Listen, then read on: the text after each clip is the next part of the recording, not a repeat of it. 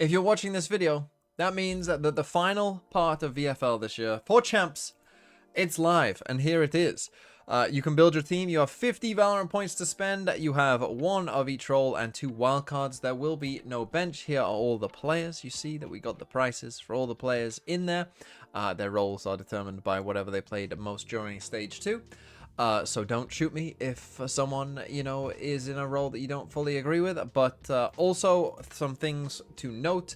There is going to be a rule similar to Masters Toronto if you played that, where you will only get the top 2 games from any one team, right? Why is that the case? Well, obviously some teams, like for instance if they played out like this, right, Giants would play 3 games here, right? So your Giants players in this instance wouldn't get the 3 games. They would only get their 2 best. This is to avoid, for instance, Paper X win 2 games here, right? You don't want to punish players for winning games, so essentially, you're only going to get the best 2 out of 3 scores, whether they, of course, only play 2 games or 3 games. It's always going to be the case. You're only ever going to get their best 2 games. Now, there's going to be 3 different game weeks. The first one is this, right? The group stage will be the first game week, and then the next part will be the playoffs, right? So in the playoffs, what you will find is you'll get this, and it's going to be the final 4. So here from the upper final, lower round 3, this will be a stage.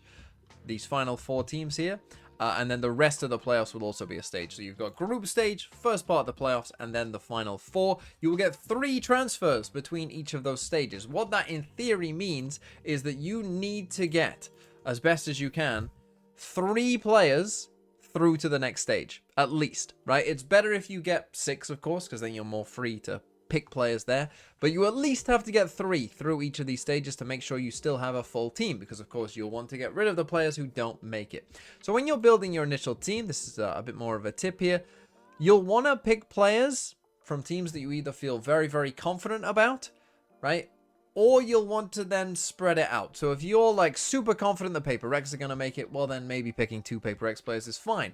But maybe you're like, I could see a world where, RRQ don't make it, or maybe Fnatic or Sentinels. I could see a world where they don't make it. Well, maybe don't get 2 of their players, right? If you're not confident about that team getting through to the next stage, you ideally don't want 2 of their players. You want to then kind of spread your risk around a little bit, because if they do bomb out, you're in a lot of trouble. But yes, VFL is back for Champs. Go and sign up now in the link in the description, and I hope that you all have a fun time playing.